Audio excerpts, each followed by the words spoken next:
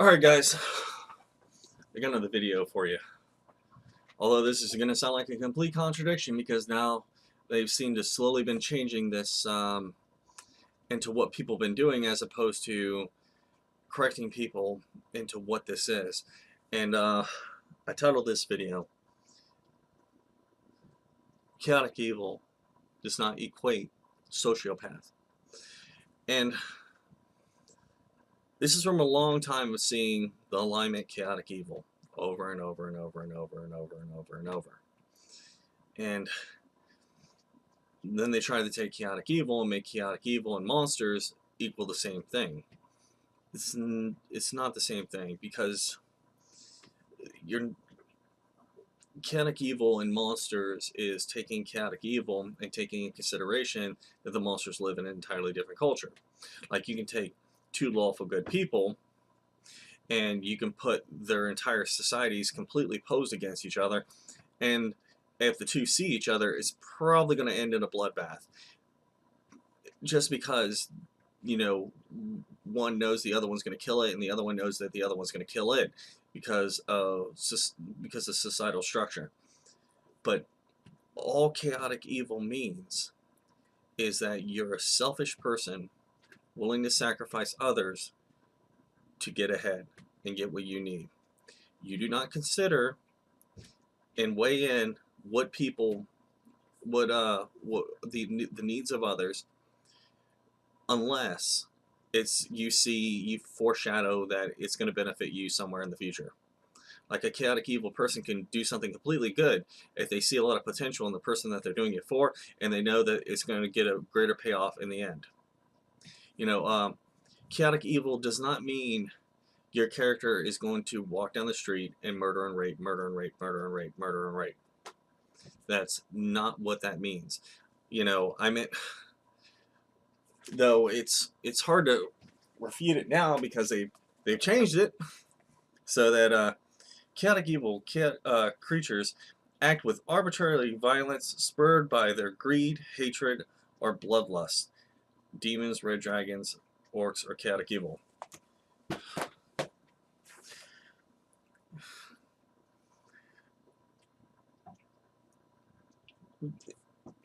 That is really that's not what chaotic evil is. It's not what it's been. It's just every time a character plays chaotic evil, character just goes, murder and rape, bro. And yeah, those things all happen with chaotic evil characters, but they were never meant to.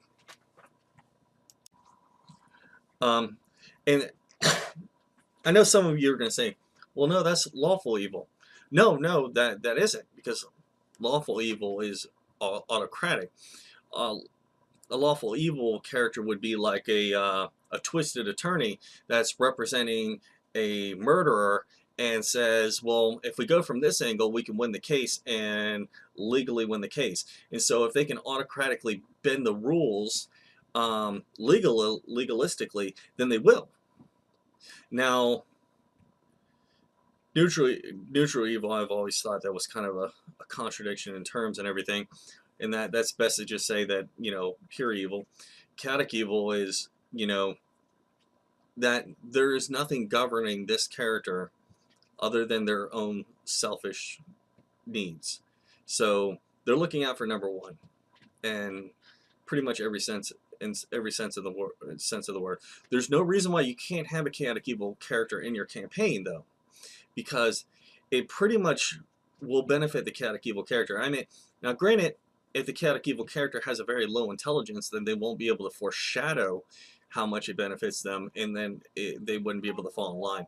But however, a chaotic evil character would be able to fit inside of a normal campaign with normal characters, which is ironic because they would take it to this extreme and say creatures act with arbitrary violence spurred by their greed, hatred, or bloodlust.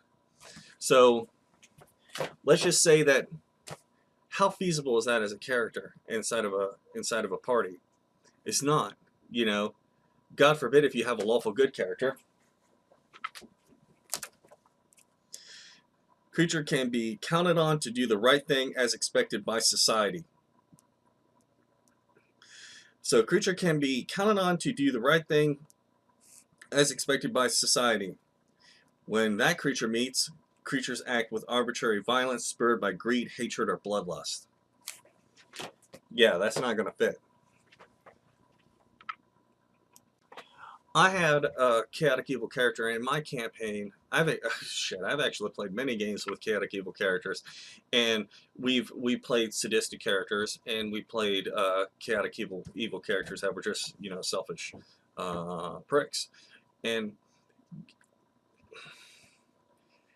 you work, I guarantee you work with a chaotic evil person in real life right now. You work with a person that will sell you out. You know what I mean? There may be like a couple of you on here that don't. But I guarantee the vast majority of you people that are watching this video right now, you physically work with someone who will sell you out, that looks out for number one and will do anything, and they will placate you. They will smile to your face, and secretly behind your back they're backstabbing you. They're doing all this malicious stuff behind your back, and and you work just fine with them, but you hate their guts, maybe, especially after you find out what type of devious, bastard they are. But you learn how to work with them. I've never not worked with a person like that. I mean, it's always at least one, and they're selfish in the extreme.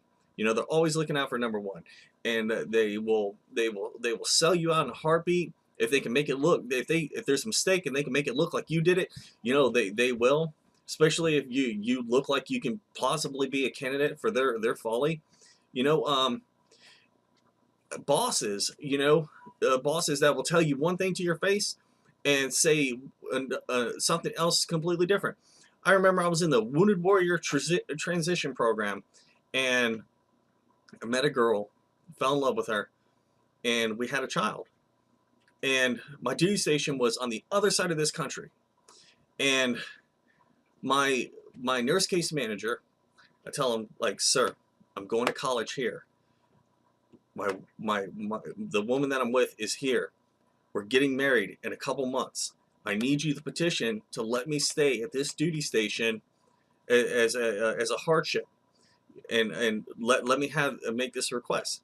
My command sergeant major here was all for it, because I talked to them, spoken to them straight to their face.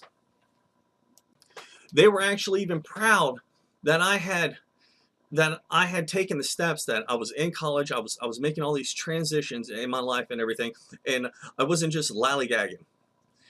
And my nurse case manager is telling me to my face, he's like, "Oh, I'm gonna talk to them. I'm gonna get this taken care of and everything, and we'll get it all fixed and everything."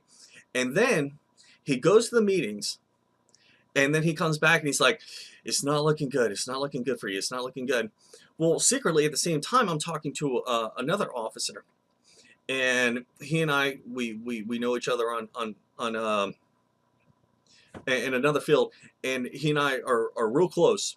And I said, "Sir," I was like, "I'm having a problem here, and I'm thinking that they're going to send me to the other side of this country while my pregnant future wife is sitting here, and I want to be here with her." And he's like, "I will take care of this." And so he goes to the next meeting, and they bring up that is there any soldiers that are trying to stay here at this duty station and everything for hardships? And they go around and they ask all the officers, and then when they get to my nurse case manager, he says, "No, I don't have any soldiers." And so then that officer spoke up. He's like, "Yes, he does. He has, Chris." And so then he was forced to put in the paperwork and write out all the paperwork to get me to stay. He literally sold me and my family out because he didn't want to write on paper. He didn't want to write something out. That's how selfish he was, that the inconvenience of 20 minutes worth of work of paperwork and everything for a soldier that was his soldier, that he didn't want to do. Now keep in mind, I had gotten 2 RCOMs. They tried to put me into for like some type of civilian service medal, and I got a couple COA, certificates of achievement and appreciations. And so I was high speed. You know, they were bringing me problem soldiers and stuff like that and everything, because the thing is, soldiers that have been injured in combat, they will only talk to other people that have been injured in combat. And I was not addicted to drugs and all this other stuff and everything, so I was like this perfect candidate to sit there and talk to these guys and everything. But you know, he had no reason other than the fact that he just didn't feel like filling out the paperwork is a reason why he literally threw me under the bus to just protect his interests. And if you don't think you've got someone like that working with you now, you know, you're lucky if you don't. But pretty much anywhere you go, you have people like that. And that is a chaotic evil character. That is a character that only thinks about themselves. Or they may have a couple people that they care about, but everybody else they will sell you out in a heartbeat. There are people that they do stuff because they want to look good. They you know, like they have these arbitrary convictions that they feel strongly about this or strongly about that and everything. And it's only because other people feel strongly about those things too, and they're aware of that, and they don't want to look like a piece of crap in front of those people, because they don't want the world to see them as a piece of crap. And so they end up looking like they have some type of moralistic behavior, but in truth that they don't. And this is what a chaotic evil character is. So can a chaotic evil character fit in a campaign? Yes, if played correctly. Now, if you play them with some type of social problems where they're going around murdering people and cutting off heads and stuffing them in bags and pulling some Jeffrey Dahmer crap, you know, then yeah, but that's not necessarily chaotic evil. That person has like some severe psychological issues. You know, if they're doing stuff like that, they're running around, you know, raping and stuff like that. You know, and and see, chaotic evil doesn't mean that they're like that they do all that stuff. It just means that they are complete selfish people that all they care about is their own interests, and they're going to seek this. Now, I know that this is going to spur a lot of disagreement and everything, and you know, what the hell, man? Bring it on. I want to hear what you guys got to say about it. What your thoughts are. You agree? You disagree? You know, let me know what you think. You know, I love to get feedback, and you know, let me know if there's anything else you guys like to hear or whatnot. Just hit me up. All right, guys, I appreciate it, and take care. Okay.